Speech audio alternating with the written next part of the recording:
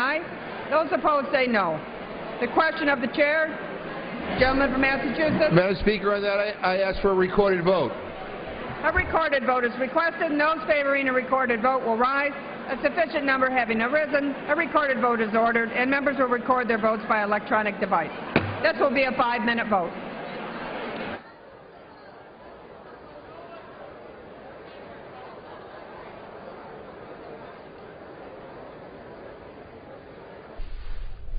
The House moves on to the vote on the rule for debate of the $1.1 trillion federal spending bill, the omnibus spending bill, funding the federal government through the end of this fiscal year, through the end of September.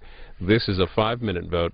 Under the rule, they don't allow any amendments, 1 hour of general debate, but it does allow for 1 motion to recommit.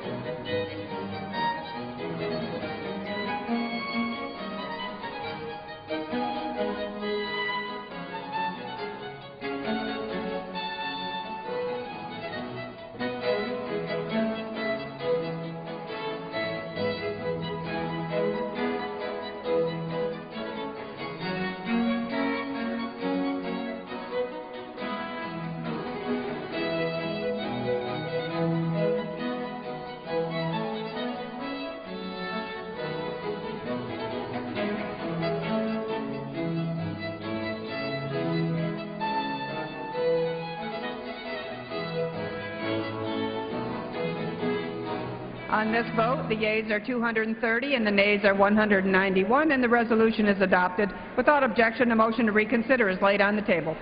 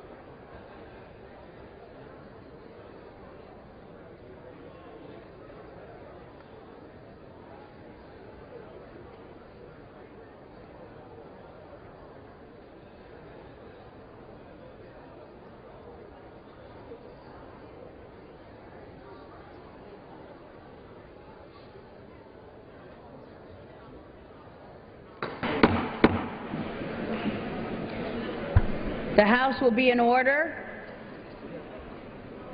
Members are advised to take their conversations off the floor. For what purpose does the gentleman from Kentucky seek recognition? Madam Speaker, pursuant to House Resolution 458, I call up H.R. 3547 with the Senate amendments thereto, and I have a motion at the desk. The clerk will report the title of the bill, designate the Senate amendments, and designate the motion. H.R. 3547, an act to extend the application of certain space launch liability provisions through 2014, Senate amendments. Motion offered by Mr. Rogers of Kentucky.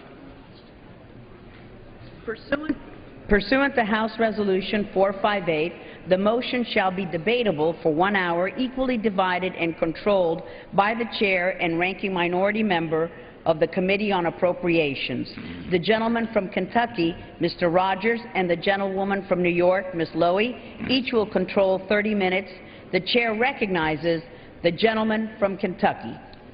Madam Speaker, I ask unanimous consent that all members may have 5 legislative days in which to revise and extend their remarks and include extraneous material on the consideration of H.R. 3547, and that I may include tabular material on the same. Without objection, so ordered. Madam Speaker, I yield myself such time as I may consume. The gentleman is recognized. I rise today to bring to the floor, Madam Speaker, an amendment to the Senate amendment on H.R. 3547. This is the consolidated appropriations package that will fund the government for the remainder of the 2014 fiscal year. This omnibus contains all 12 regular appropriations bills for fiscal year 14, funding every aspect of the federal government, from our national defense to critical transportation infrastructure to the education of our kids. In total, it provides $1.012 trillion in discretionary funding, the same level delineated in the Ryan-Murray budget agreement. I am pleased that Senator Mikulski and I were able to come to this fair bipartisan agreement on funding the government. Although our differences were many and our deadlines short, we were able to come together to draft a solid piece of legislation that meets the guidelines of the Ryan-Murray agreement and keeps the government open. I understand that not everyone will like everything in this bill. That's the nature of compromise. But I believe this legislation reflects the best possible outcome. We made responsible choices to realign the nation's funding priorities, targeting precious tax dollars to where they are needed the most. We've continued the 4-year trend of reducing federal discretionary spending, making a total of $165 billion in cuts since fiscal year 2010. In fact, this is the fourth straight year that we have cut discretionary spending. That's not happened since the Korean War. And we've remained committed on our side to our Republican principles, reducing regulatory burdens, fortifying our national security, and enforcing stringent oversight on the executive branch. Throughout the bill, we've maintained pro-life policies and protected Second Amendment rights. We've made sure that this bill provides no new funding for Obamacare and have even cut existing Obamacare funds to the tune of over $1 billion. The Appropriations Committees in the House and Senate, working side by side, went line by line through thousands of agencies and the like, through the 12 regular appropriations bills to make sure that each program was weighed individually and received a funding level that supports their most current needs. We prioritized funding for the most important and effective programs and reduced lower priority programs at the same time. For example, we did not include any funding for high-speed rail or 3 new Department of Homeland Security headquarters buildings, but we targeted funding to essential national defense activities, critical law enforcement programs, and life-saving efforts such as medical research. This bill also includes an important provision fixing the Bipartisan Budget Act to ensure that those who've given the most in military service, the approximately 630,000 medically retired personnel and survivor benefit plan recipients, our disabled veterans, that they will receive their full yearly cost of living increase. Before I close, Madam Speaker, I'd like to take a moment to thank the many, many people who were integral in getting this bill to the floor today. First, the ranking member of the Appropriations Committee, Mrs. Lowey. Thanks to her partnership, her dedication, we were able to wrap up this omnibus by the deadline, and I know her drive extends to our next challenge, the 2015 bills that will start next month. In fact, the passage of this bill will allow the Appropriations Committee to get back to regular order, as they say, get the train back on track so that next year, this coming year, we can do 12 individual bills brought to the floor separately, as is the practice and is required. And I want to thank her for her leadership in helping us get to that point. Secondly, our counterparts in the Senate, whose open-minded approach to negotiations led to many honest and reasonable discussions throughout the many stages of this process. I don't know any appropriations bill that has gone through as much reasonable tests and I think wise decision processes as went into this bill. So I've appreciated the work of the gentlelady, and on the Senate side, the chairman of the committee there, Mrs. Mikulski, and Senator Shelby of Alabama. We had wonderful times at Christmas and New Year's. But listen, next time, as much as I love these people, I'd rather be with my family. Lastly, I want to thank the members and the staffs of the committee. They gave up countless hours of family time at Christmas, during the holidays, New Year's, in order to complete this bill. They really are the A-team, and I'm lucky to have all of them working for this committee. Without their hard work, their expertise on the issues, and their commitment to this legislation, we would not be here today. And we should all be grateful for their service, and I hope that you will say something to them as you pass. I'd particularly like to recognize the clerk of the Agriculture Subcommittee, Martin Delgado. After 16 years, this is his last bill with the committee. And how fortunate we have been to have him till the end. No one knows the ins and outs of agriculture appropriations like he does. He's a true expert in every sense of the word. We'll miss him dearly and wish him Godspeed. Let me also mention the clerk of the committee, the chief clerk, Will Smith, who sits beside me. He has led the effort from day one. He's put in untold numbers of hours, day and night, weekends, all nights, and the like, to bring us to this point. He has been a great staff leader, and he has done a fantastic job, and I want you to say something to him. On the other side of the aisle, his counterpart, David Pomerantz, has been just a terrific asset to the committee and to the piecing together of this very difficult, complex bill. And we want to say thank you to David Pomerantz for his great work.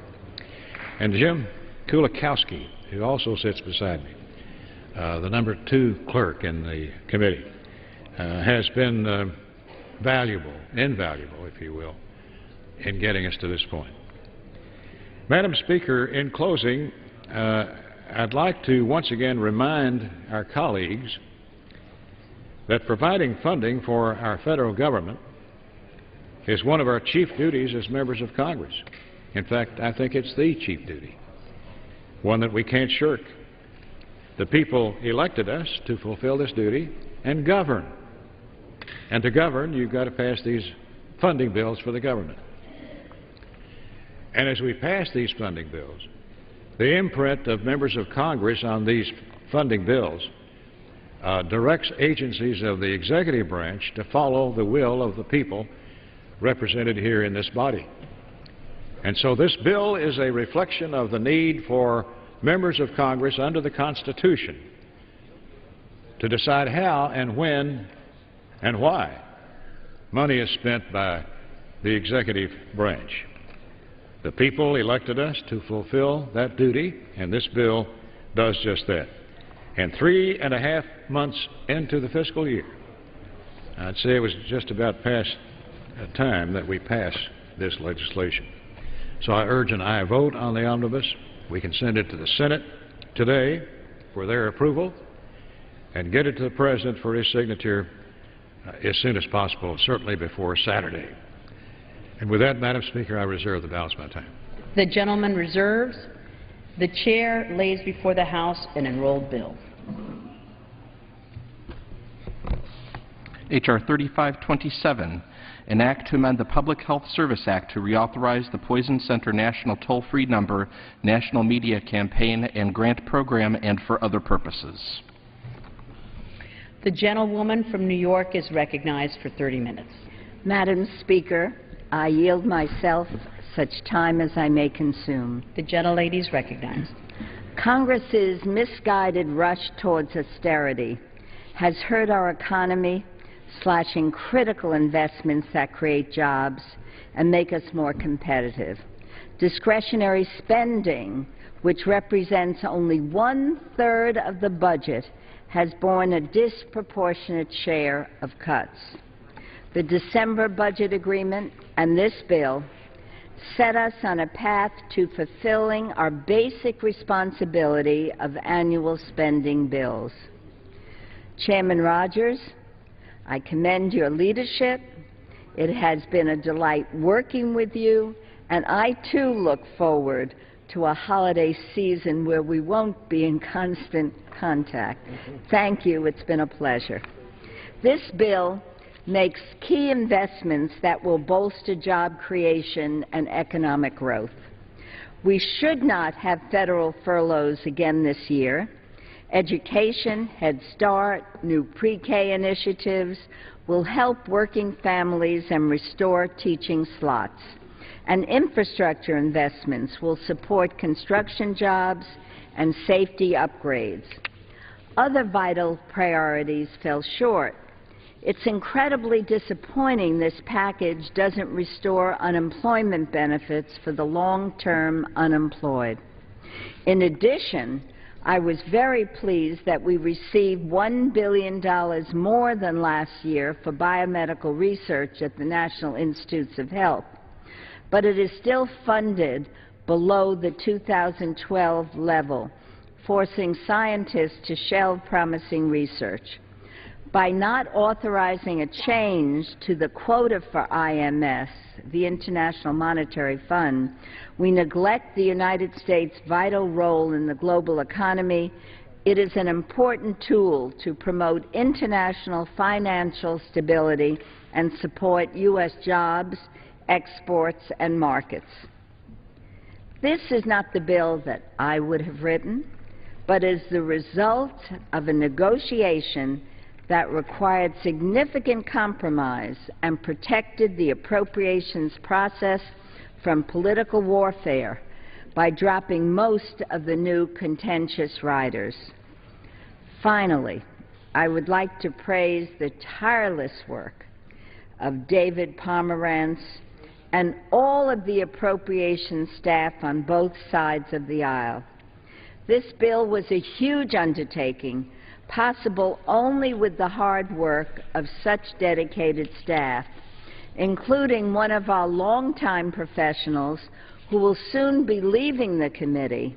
And on behalf of the entire Appropriations Committee, I thank David Reich for his 30 years of service to the House and 17 years of exceptional contributions to the full Appropriations Committee, the Labor H, and other subcommittees. Thank you, and we wish you Godspeed, good luck.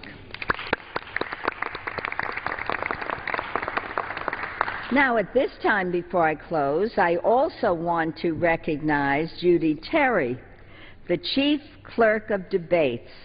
As I understand it, unfortunately, she will be retiring and go on to other things, and we thank you for your service to the House. Now, in conclusion, I wish we had completed this process last October, when this fiscal year actually started, but better late than never. The President's budget will likely arrive late, given Congress's tardiness in completing our work for fiscal year 2014. But I do hope that the bipartisan spirit with which the omnibus agreement has been reached will be preserved in the cycle to come. I will support this omnibus and work in the coming year to address its shortcomings. I yield back.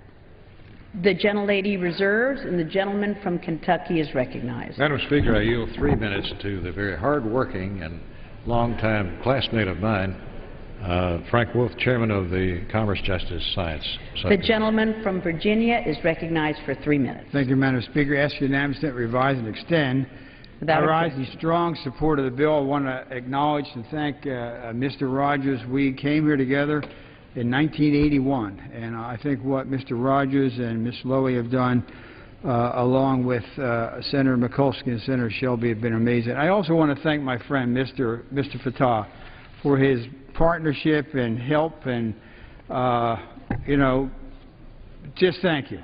You've done a great job. I want to acknowledge the staff, Mike Ringler, Leslie Albright, Jeff Ashford, Diana Simpson, Colin Samples, as well as Bob Bonner and Matt Smith. They have done an incredible job. If the American people could have seen the hours, and I want to thank them. This bill today totals $51.6 billion, which is $1.4 billion below the enacted 2013 level. We have reduced spending by more than $12 billion for agencies funded in the CJS. There's no reason why anyone would vote against this bill. We're even $200 million below FY 2008, and so they've done an incredible job. The bill also includes $8.3 billion for the FBI to fight crime and protect the nation from further terrorist attacks and expand the FBI's capabilities.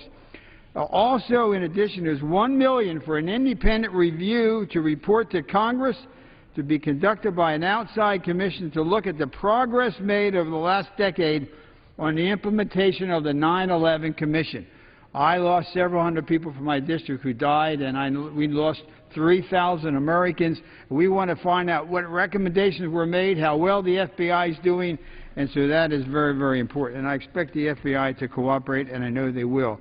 We also established, and I appreciate Mr. Fattah and also Mr. Molihan, who was not here, we established the Chuck Colson Task Force on Federal Corrections.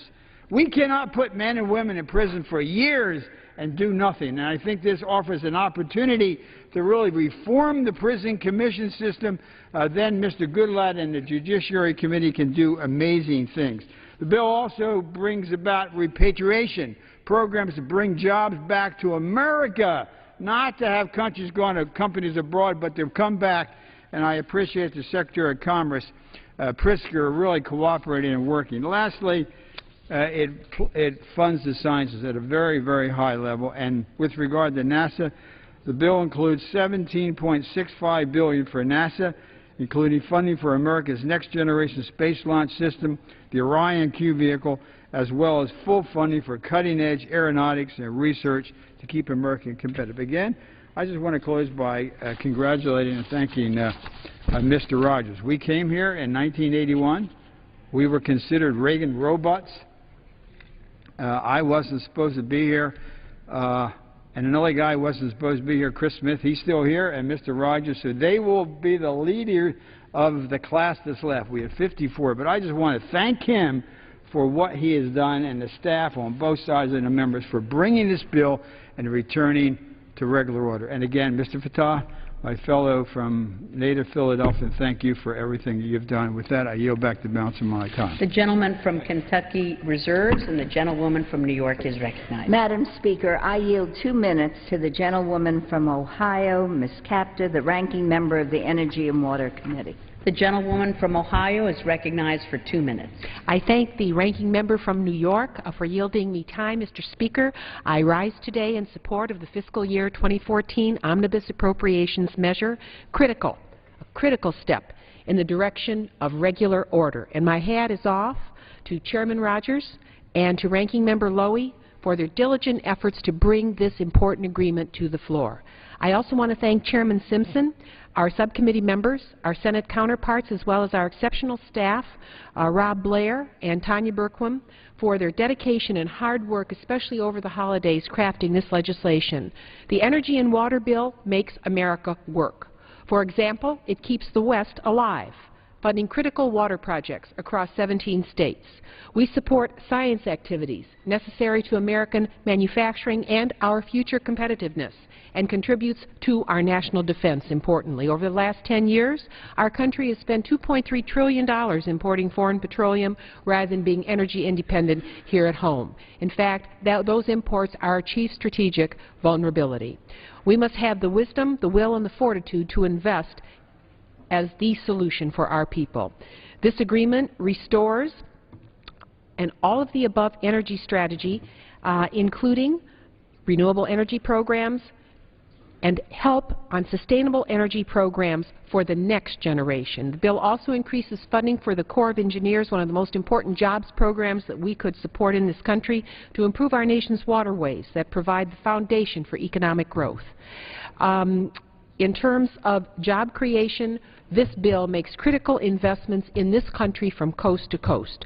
You can't really move cargo unless you have open harbors. The compromise bill that we will vote on today is an important step in that direction, and even more importantly, a step toward regular order, which this member certainly welcomes. Again, I rise in support of this legislation and urge my colleagues to join me in voting for the entire measure, but certainly on the energy and water portion of this bill, so vital to America's future. And I yield back my remaining time.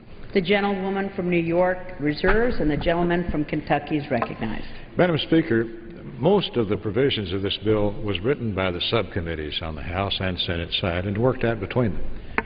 And one of the chief writers of the bill is Rodney Frelinghuysen, the new chairman of the Defense Subcommittee of the Appropriations Committee.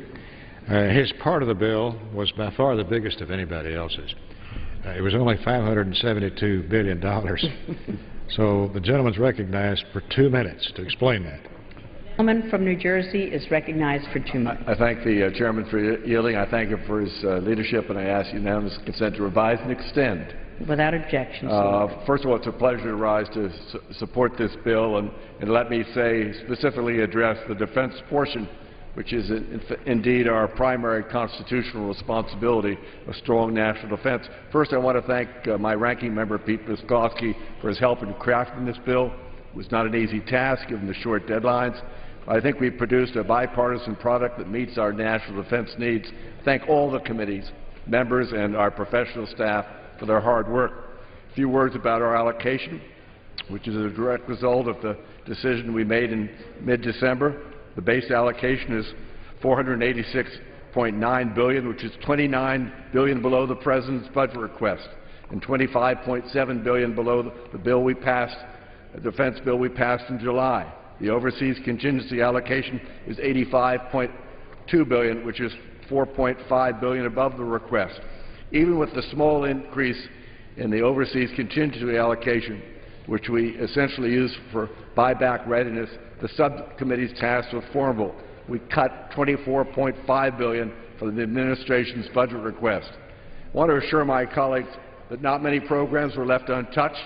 We did our best to protect quantities of critical major weapon systems and avoid significant disruption to vital programs.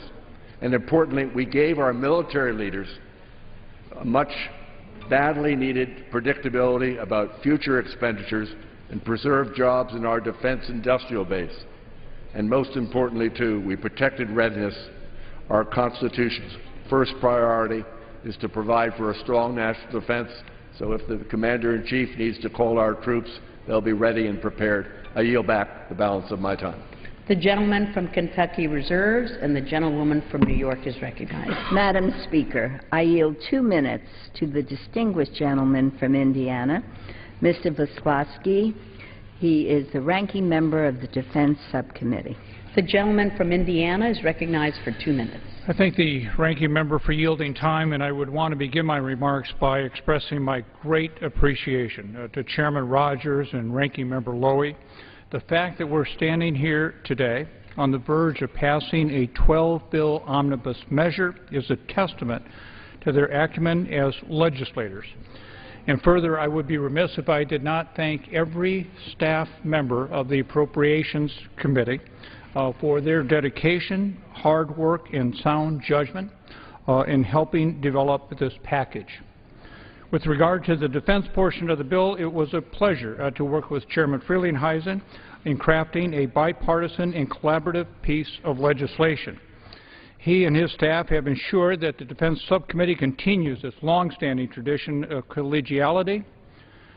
The agreement that we are here for today implements the Bipartisan Budget Act.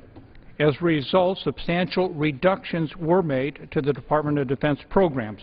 In total, overall spending in the defense portion of this bill, including base funding and the overseas contingency operation account, is $572.6 billion, which is $61.1 billion below fiscal year 12 level. While the agreement makes substantial reductions, it does protect the readiness of U.S. forces, provides for personnel and their families, and supports national programs that reflect bipartisan congressional priorities. Overseas contingency operations, a funding total $85.2 billion, an increase of $4.5 billion. The increase is essential to ensure the readiness of U.S. forces. It provides for orderly retrograde and reset of equipment from theater and supports deployed forces still serving in Afghanistan. The agreement also includes $25 million above the request to implement a sexual assault special victims program. The agreement also includes language that prevents the use of funds in contravention of more severe language and penalties in the fiscal year 2014 National Defense Authorization Act. Finally, the bill protects technological edge for U.S. forces. It includes $175 million above the request for the Defense Rapid Innovation Program to incorporate small business development. I ask my colleagues to please support this bill, and I would yield back my time. The gentlelady from New York reserves, and the gentleman from Kentucky is recognized.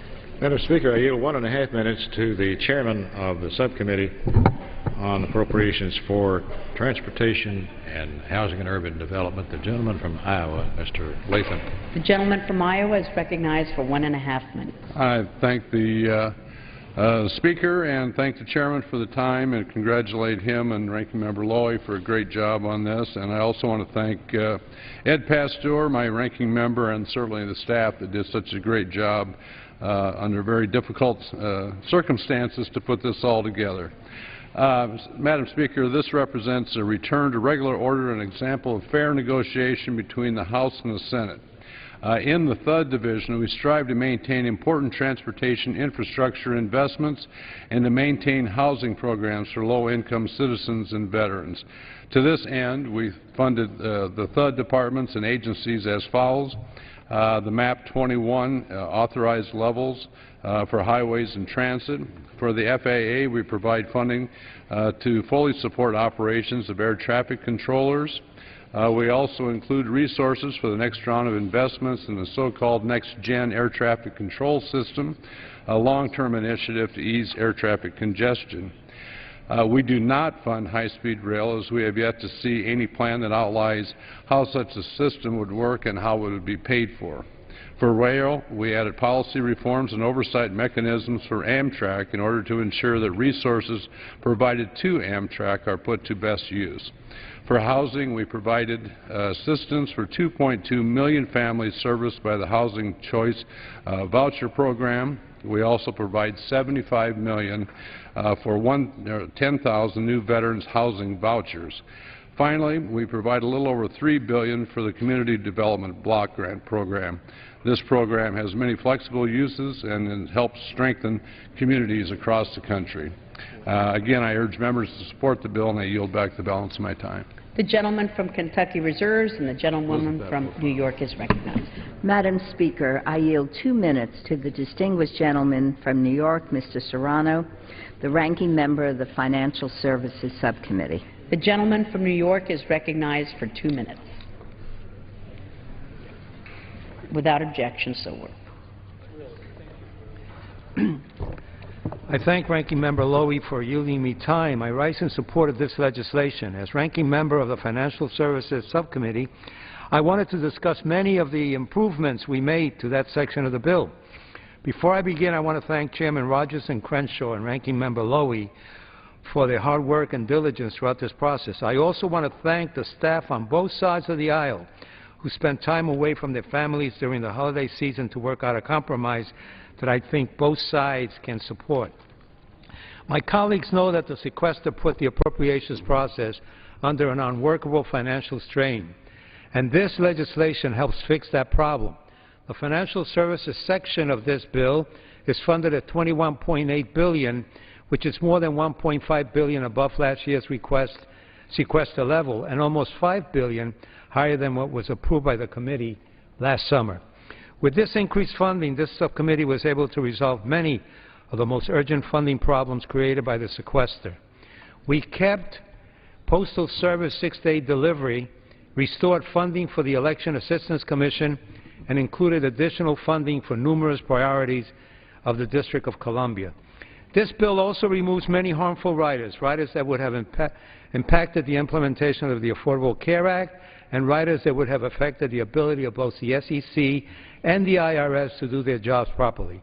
This is not a perfect bill, but on balance it is a good bill, and I intend to vote in favor of it, and I urge my colleagues to do the same. I want to take a second in bidding a certain early farewell to my colleague, Mr. Wolf, to thank Chairman Wolf and to thank Ranking Member Fatah for allowing language in their bill which was asked for by the President, which was at times a little hanging on the ropes, language that would allow for the first time in 115 years the people of the Commonwealth of Puerto Rico to vote on their political future. And I thank personally for that, and I stand ready to vote for this bill as soon as it comes up for a vote. Thank you. The gentlewoman from New York reserves, and the gentleman from Kentucky is recognized. Madam Speaker, I yield 2 minutes to the distinguished chairman of the Agriculture Subcommittee on Appropriations, gentleman from Alabama, Mr. Adderholt. The gentleman from Alabama is recognized for 2 minutes. Thank you, Madam Speaker, for the time. Mr. Chairman, thank you for the time, and also, Madam Speaker, I want to just personally thank the Chairman for his work and his staff because shepherding all 12 of these appropriation bills is no easy task.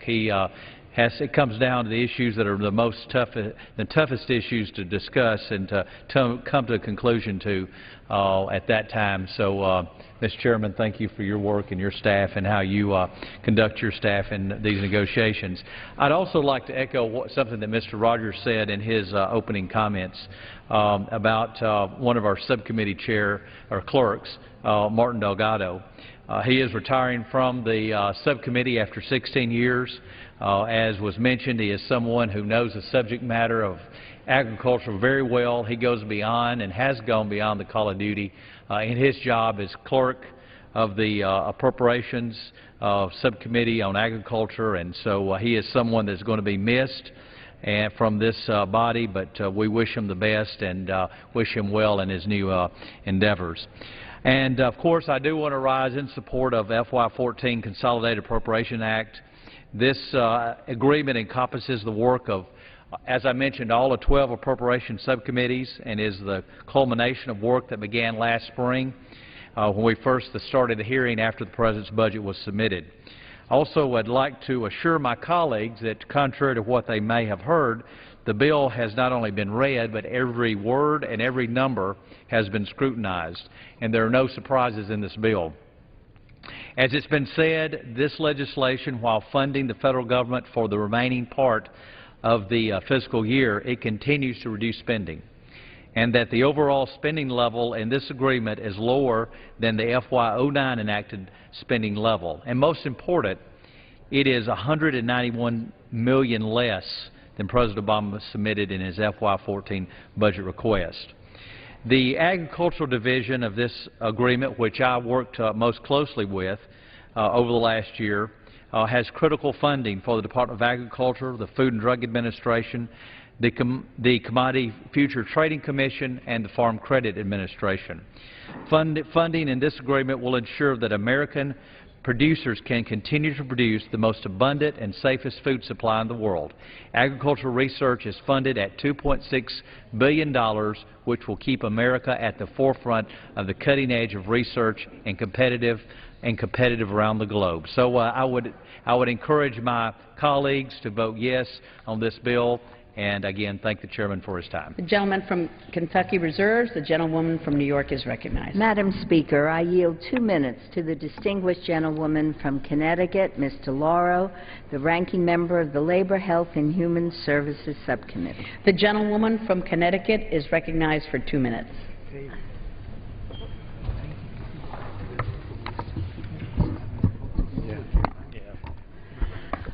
While I will vote for this budget despite having major reservations, I'd like to say a few words about how labor, health, and human services and education programs are handled here, keeping in mind that of the 12 subcommittees of appropriation, the Labor HHS subcommittee never even had a subcommittee markup of the bill. After defense, the Labor HHS subcommittee has the largest portfolio of programs that deal with people's everyday lives, the lives of ordinary Americans. The allocation for Labor HHS was only $217 million above the 2013 pre-sequester levels. Only 12% of the non-defense funding increase, even though Labor HHS makes up 32% of the non-defense budget. And this also despite the fact that we had over $1.4 billion in funding holes that had to be filled. The holes existed primarily because a few critical programs were living off of money appropriated a number of years ago, and that money is now all gone. And unlike all of the other appropriations bills, we were prevented from using all of the options at our disposal to ensure reasonable funding levels for our important priorities. As a result, many critical programs here are still seeing deep sequester cuts. National Institutes of Health, the key driver of biomedical research in America, spurring innovation, economic growth, good health for millions of Americans. Yet only 58% of the sequester cuts are restored in this budget. It is $700 million short. Job training services, part of the core essential role of government, help responsible people succeed because of their hard work. Business secure the employees they need to grow. Job training programs are only restored by 81%, short $45 million. Title I, which aids at-risk children. IDEA for children with disabilities. Two fundamental building blocks of our K-12 education system, only restored by 85%. This bill does include some welcome and some much-needed funding for other priorities, and for that I am grateful to Ranking Member Lowey and to the unbelievably devoted staff, David Reich and Lisa Malino. Those priorities include mental health, Head Start, child care. We need to do more to support these programs. Given the decade-long trend downward for labor-age funding, level funding is not enough. We endanger our families and our future by shortchanging these programs. And while I would support this budget, as we move forward, we can and we must do better by America's families. And The gentlelady from New York reserves, and the gentleman from Kentucky is recognized. I reserve my time. The gentleman from Kentucky reserves. The gentlewoman from New York is recognized. Madam Speaker, may I ask the time remaining on both sides? The gentlewoman from New York has 17.5 minutes remaining, and the gentleman from Kentucky has 12 minutes remaining. The gentlewoman from New York is recognized. Madam Speaker, I yield 2 minutes to the gentleman from Virginia, Mr. Moran, Ranking Member of the Interior Subcommittee. The gentleman from Virginia is recognized for 2 minutes. I thank my good friend and committee ranking member for her leadership. So this is a bill that should have been supported from the beginning. In fact, no offense to the Budget Committee, but if the Appropriations Committee had been given these numbers from the beginning, there wouldn't have been any sequester or shutdown or furloughs. We could have gotten this done, because this is a package of chosen priorities and funding compromises. That's what we do in the Appropriations Committee. So that's why we ought to support it. And in fact, we ought to have such a strong vote that we send a signal to all those ankle biters and naysayers who say we can't get anything done. We're going to get this done. We're going to fund the agencies. On the Interior Committee, we met all of our obligations. We paid for the fire costs from last year that had been incurred. We provided sequester relief for every agency funded in this bill. Now, there aren't going to be any agency furloughs. Every agency is going to be able to carry out their important functions without the sort of sequestration hanging over them. It provides $5.8 billion, more than that initial House allocation, which the Chairman Rogers himself pointed out was inadequate. These numbers, while they're not as much as I wish they were, they're reasonable. It's a compromise. And we're able to provide additional resources to a host of important programs. They range from clean air and water, natural resources, Native Americans, and the arts. And a whole host as well of some of the worst environmental legislative riders that shouldn't be in an Appropriations Committee, that are more appropriate for the authorizers if they want to have that kind of a debate. But those aren't in this bill, and they didn't belong in this bill in the first place.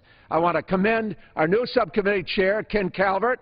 He's carrying on the very high standards set by Mike Simpson. We like to work together when we're given a reasonable allocation. That's the way this Congress as a whole ought to work. And I want to thank Chairman Rogers and Ranking Member Lowey and all of my colleagues on the committee. And I particularly want to thank the Appropriations staff. They worked every day through the holidays. One member of the staff had a gallbladder operation, and she didn't miss any work. I mean, they were in every weekend. They deserve the round of applause, and let's give it to them. Thank you. Lady from New York reserves. The gentleman from Kentucky is recognized. Madam Speaker, I yield 1.5 minutes to the gentleman from Idaho, the chairman of the Energy and Water Subcommittee on Appropriations. The gentleman is recognized for 1.5 minutes. I thank the chairman for yielding. Mr. Speaker, I rise today in support of this incredibly important piece of legislation. It's an important step back to regular order and reasserts congressional control over federal spending. The energy and water development portion totals $34.06 billion, an increase of $777 million above fiscal year 2013. The bill provides critical increases for our nuclear weapons stockpile and our nation's water infrastructure while supporting a balanced investment in our energy resources. I want to thank the ranking member of the subcommittee, Marcy Kaptur, and former chairman of the subcommittee, Rodney Frelinghuysen, for all their hard work in bringing this bill through the House floor in regular order. I'd also like to recognize Senator Feinstein and Alexander for their partnership in putting together a truly bipartisan bill. Mr. Speaker, these members are passionate advocates for their positions, and not surprisingly, their priorities are not always the same as mine. But I can say with confidence that the long hours we all put in during the last month have paid off. The energy and water portion of the omnibus is a true compromise which strengthens common priorities. The largest increase in the energy and water bill is the support for our nuclear weapons stockpile. There is no room for mistakes in this work. The reliability of the most destructive weapons ever developed depends on it, as does our national security. The bill also increases funding for the Army Corps of Engineers by $749 million over the fiscal year 2013 spending level. These funds will go to support our nation's ports, waterways, flood control infrastructure, work which literally touches every one of our districts. And finally, let me say, Madam Speaker, that I want to second what Mr. Moran just said. While most Americans, in fact most of us, were enjoying the holidays with our families, the staff of the Appropriations Committee on both sides of the aisle and both sides of the rotunda were here at work trying to get this done, and we owe them our gratitude for the incredible time that they spent doing this. The gentleman from Kentucky reserves, and the gentlewoman from New York is recognized. Madam Speaker, I yield 2 minutes to the distinguished gentleman from North Carolina, Mr. Price, the ranking member of the Homeland Security Subcommittee. The gentleman from North Carolina is recognized for 2 minutes. Thank you, Madam Speaker. I rise in support of the bill. I want to commend Chairman Rogers, Ranking Member Lowey, for reminding the House that members can work together on a bipartisan basis to get the people's business done. We didn't merely set aside our differences. We laid them on the table, and we worked through them. The result is far from ideal. It bears the marks of the majority's misguided budget strategy, which has cut appropriations time and time again, while leaving the main drivers of the deficit, namely tax expenditures and mandatory spending, largely untouched. The dire results are most evident in the labor, health, education title of this bill, with devastating cuts to community health centers, medical research, and other vital investments. But it could have been worse. The December budget agreement allows us to avoid another mindless round of sequestration and to stitch together 12 bills that have gone through at least some of the appropriations process. Along with Chairman John Carter, I've had particular responsibility for the Homeland Security title, and I want to thank him for the open and collaborative process he's led on our subcommittee. With the help of our superb professional staff, we've worked cooperatively to make the most effective possible use of constrained resources. The agreement provides substantial increases for new customs officers at ports of entry to improve security and expedite travel and commerce. It provides significant increases above the request for Coast Guard operations, for new aircraft and vessels to help the Coast Guard fulfill its critical homeland security and maritime safety missions. It provides increases for ICE to pursue domestic investigations, including those related to human trafficking, child exploitation, money laundering, violent gangs, and drug smuggling. The bill provides healthy increases for first responder and anti-terrorism grants, for critical cyber and infrastructure security programs, and for research and development of new technologies to improve capabilities across the full range of the Homeland Security enterprises. I urge my colleagues to support this bipartisan agreement. The lady from New York reserves, and the gentleman from Kentucky is recognized. Madam Speaker, I yield 2 minutes to the subcommittee chairman that drafted the financial services part of the omnibus bill. Gentleman from Florida, Mr. Crenshaw. The gentleman from Florida is recognized for 2 minutes. I thank the chairman for yielding, and Madam Speaker, I rise in strong support of this omnibus appropriations bill.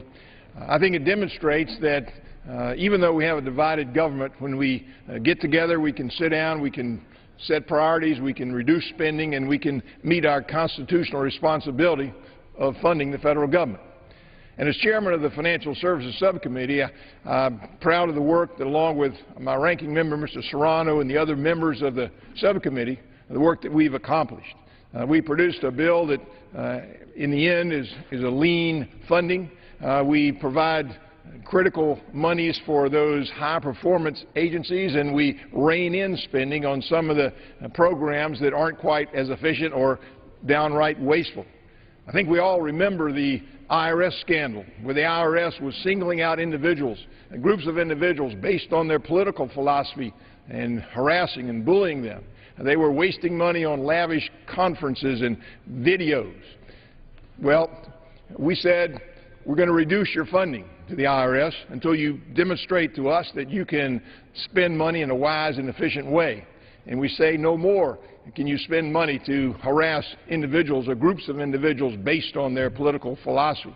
But we do carve out money to provide taxpayer services, to provide for monies to pursue people that cheat on their taxes. We adequately fund the federal judiciary. We adequately fully fund the Small Business Administration loan program. We help small businesses, we help entrepreneurs, because we recognize that about 75% of all the new jobs in our country are created by these small businesses. And finally, the regulators like the SEC and the FCC, we fund them at a lean, mean level. We ask them to do more with less. We ask them to provide adequate regulation, smart regulation, not job-killing, excessive regulation. At the end of the day, there's been a lot of hard work, a lot of negotiation, but most of all, a great deal of cooperation, and I urge my colleagues to support this bill. I yield back my time. The gentleman from Kentucky reserves. The gentlewoman from New York is recognized. Madam Speaker, I'm delighted to yield 2 minutes to the distinguished gentleman from Pennsylvania, Mr. Fattah, the ranking member of the Commerce, Justice, and Science Subcommittee. The gentleman from Pennsylvania is recognized for 2 minutes. I want to thank the leadership of the committee, the staff, and my fellow colleagues on the Appropriations Committee. This is a moment that I think we can all see helps us move our nation forward, and I rise in